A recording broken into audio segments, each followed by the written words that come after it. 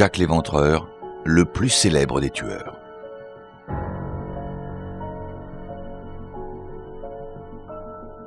Dossier criminel sur la piste des serial killers. Narration Rémi Pousse, un programme de la Compagnie du Savoir. Jack l'Éventreur. L'histoire a retenu peu de noms qui nous soient aussi familiers. Et ils sont encore moins nombreux à évoquer des images aussi vivaces. Ruelles et impasses sordides, brouillards s'élevant en volutes, prostituées revêtues des plus clinquants atours, cris perçants des vendeurs de journaux, tandis que sur le tout plane une mort cruelle et silencieuse, personnifiée par la silhouette encapuchonnée d'un rôdeur sans visage, armé d'un long couteau et flanqué d'un grand sac noir. Philippe Sugden, Histoire de Jack l'Éventreur. De nos jours, Jack l'Éventreur aurait peu de chances de faire les gros titres. Avec seulement 5 meurtres de prostituées dans des bas quartiers infestés de brigands, il ne serait qu'un fou de plus à avoir assouvi ses penchants funestes sur la lie de la société. Son histoire ne ferait pas naître une révolte comparable à celle des respectables familles des jolies étudiantes qui furent les victimes de Ted Bundy, ni de celle des enfants torturés et mutilés par John Wayne Gacy. Nous vivons désormais dans une société anesthésiée par l'accumulation des crimes horribles portés à sa connaissance. Mais alors, comment se fait-il qu'après plus d'un siècle, Jack l'Éventreur ait inspiré davantage de livres que tous les présidents américains réunis? Pourquoi ce criminel victorien est-il l'objet de tant d'histoires, de chansons, d'opéras, de films et d'un flux continu de publications? Pourquoi ce symbole de terreur est-il aussi populaire de nos jours qu'il l'était dans la Londres victorienne? Parce que l'histoire de Jack l'Éventreur est un parfait polar. Non seulement le mystère est toujours entier, malgré un siècle d'efforts conjugués de détectives professionnels et amateurs, mais surtout, l'histoire conserve un aspect terrifiant, quasiment surnaturel. Il surgit de la brume, accomplit un meurtre brutal et rapide, puis disparaît sans laisser de traces. Ensuite, c'est sans raison apparente qu'il assouvit son désir sanguinaire, avec une férocité toujours plus grande, culminant avec le massacre de sa dernière victime. Enfin, il disparaît à jamais. Les ingrédients parfaits pour un suspense intemporel.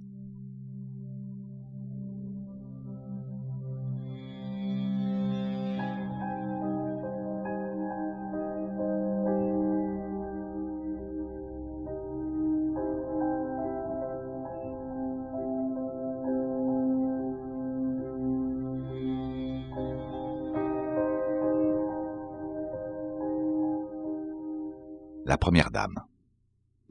Charles Cross traversait Bucks Row, une ruelle du quartier de Whitechapel, le matin de ce vendredi 31 août 1888.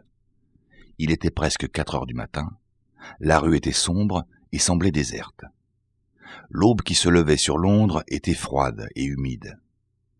Cross vit ce qui lui parut d'abord être une toile de bâche, étalée par terre devant l'entrée d'une écurie. En s'approchant, il découvrit une femme allongée sur le dos, ses jupes retroussées jusqu'à la taille. Croyant avoir affaire à une femme ivre ou à une victime d'agression, il héla un homme qui s'avançait dans la même direction. « Par ici !» Ensemble, ils tentèrent de la soutenir, sans voir dans la pénombre les terribles blessures qui l'avaient presque décapitée. Avec pudeur, ils rabattirent ses jupes et partirent chercher un policier. Quelques minutes plus tard, l'agent de police John Neil découvrit le corps alors qu'il effectuait sa ronde. À la lumière de sa lanterne, il put voir le sang couler de la gorge tranchée d'une oreille à l'autre. La femme avait les yeux grands ouverts, ses mains et ses poignets étaient glacés, mais ses bras conservaient encore quelque chaleur. Neil prévint un second policier, qui appela un médecin et une ambulance.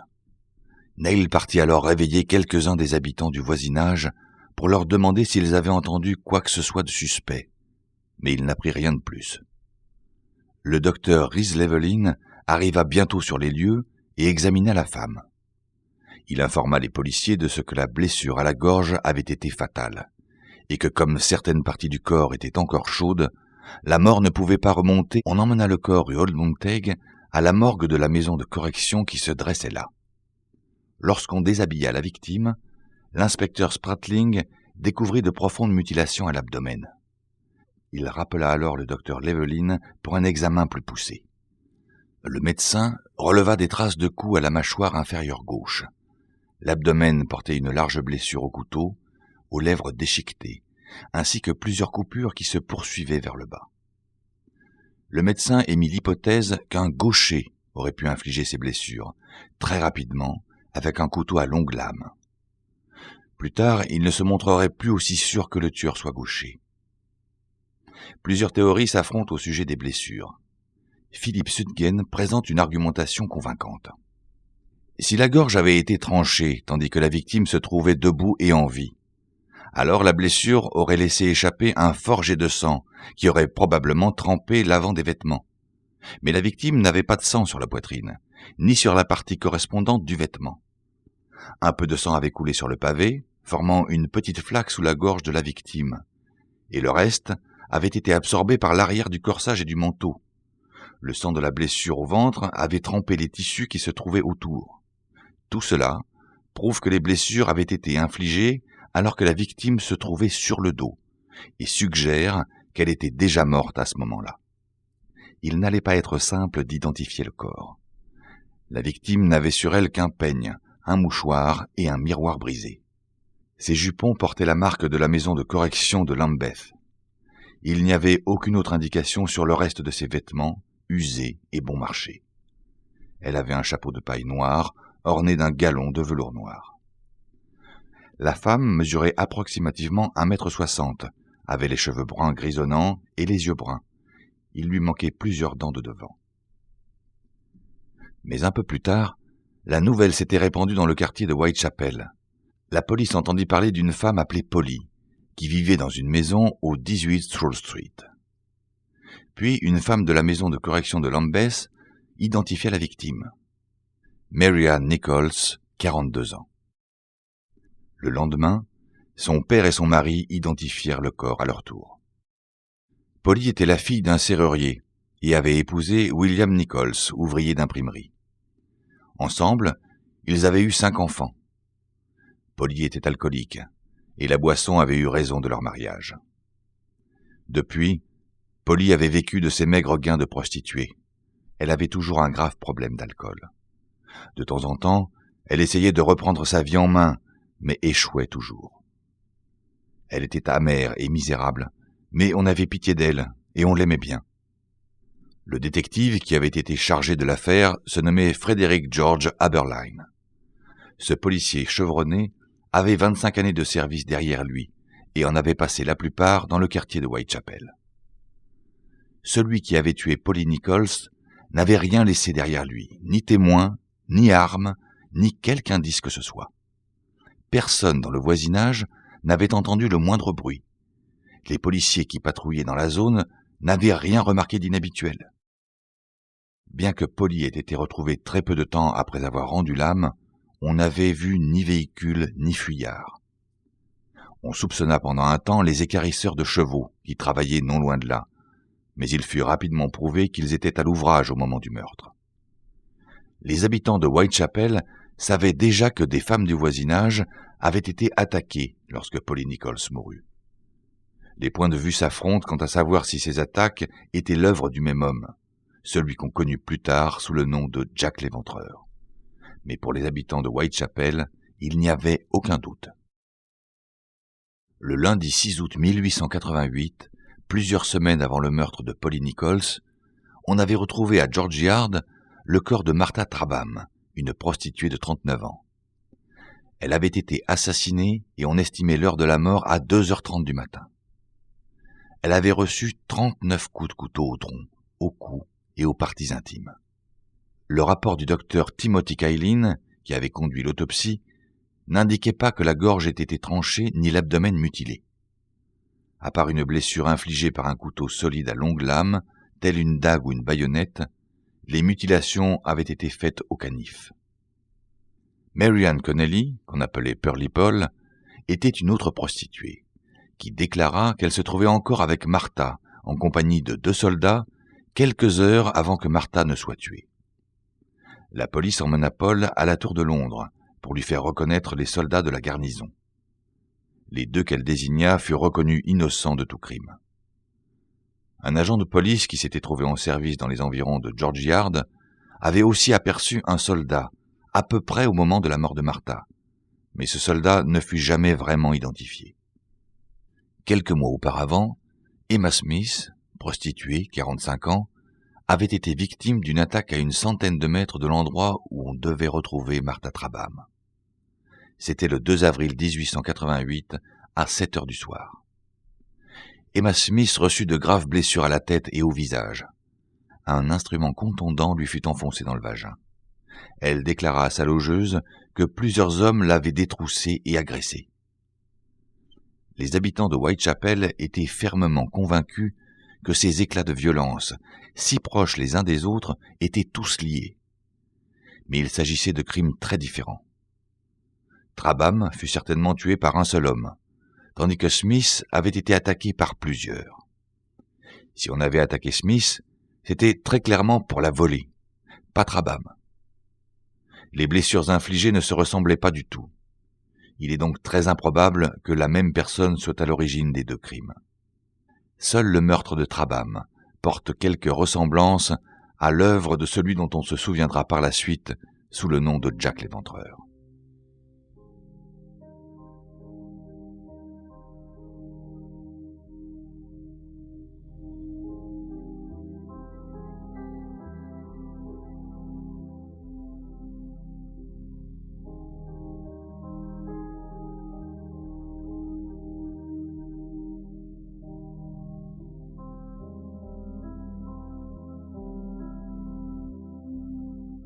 Les rues dangereuses.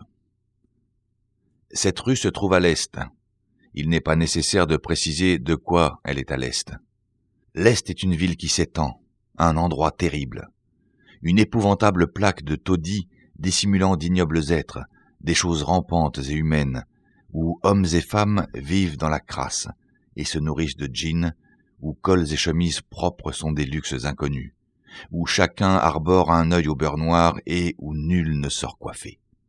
Arthur Morrison, Conte des rues dangereuses. Dans l'Angleterre victorienne, le quartier est de Londres était peuplé de marginaux et de laissés-pour-compte. 900 000 personnes vivaient dans ce taudis grouillant. Là, le long des rues de Whitechapel, on conduisait le bétail à l'abattoir, où il serait tué à coups de matraque, bêlant de douleur et de peur. Les rues étaient tachées de sang et d'excréments. Les ordures et les égouts donnaient à l'endroit une odeur épouvantable. La plupart des habitants occupaient des bâtiments délabrés dans des conditions infectes. Chacune des pièces de ces foyers pourris et puants abrite une famille, souvent 2. Dans une cave, un inspecteur de l'hygiène rapporte avoir découvert un père, une mère, 3 enfants et 4 porcs. Dans une autre pièce, un missionnaire trouva un homme malade de la petite vérole et sa femme, qui se remettait de ses 8e couches, ainsi que leurs enfants, qui couraient dans toute la pièce presque nus et couverts d'ordures. Ici, 7 personnes qui vivent dans une cuisine au sous-sol, et un petit enfant mort gisant dans la même pièce. Là, une pauvre veuve, ses 3 enfants, et un enfant mort depuis 13 jours. Andrew Mearns, Le cri des marginaux de Londres. Pour la plupart, les habitants du quartier Est étaient des travailleurs pauvres. Il y avait aussi ceux qui travaillaient de temps en temps, ceux qui ne travaillaient pas du tout, et les criminels. La plupart vivaient au jour le jour. Plus de la moitié des enfants nés dans le quartier n'atteignaient pas l'âge de 5 ans. Parmi les survivants, beaucoup étaient handicapés physiques ou mentaux. La prostitution était un des seuls moyens fiables par lesquels une femme célibataire ou une veuve pouvait subvenir à ses besoins. La police estimait qu'en 1888, le quartier de Whitechapel abritait près de 1200 prostituées, sans compter les femmes qui complétaient leurs maigres revenus par une prostitution occasionnelle. À Whitechapel, environ 200 pensions communes hébergeaient près de 9000 personnes. Les dortoirs étaient constitués de longues rangées de matelas, souvent infestés de vermine et d'insectes. Si une femme n'avait pas gagné assez d'argent ce jour-là pour passer la nuit dans un lit, elle devrait trouver quelqu'un qui la laisserait dormir avec lui, en échange de relations sexuelles, ou dormir dans la rue. Malgré les efforts de la ville et les améliorations apportées par les pionniers juifs, le quartier de Whitechapel se distinguait toujours par sa pauvreté et ses crimes.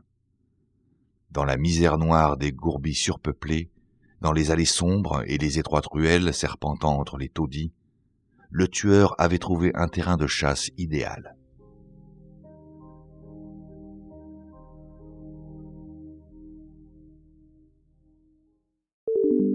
Nous espérons que vous avez apprécié cet aperçu. Pour continuer à écouter ce livre audio sur Google Play Livres, utilisez le lien dans la description de la vidéo.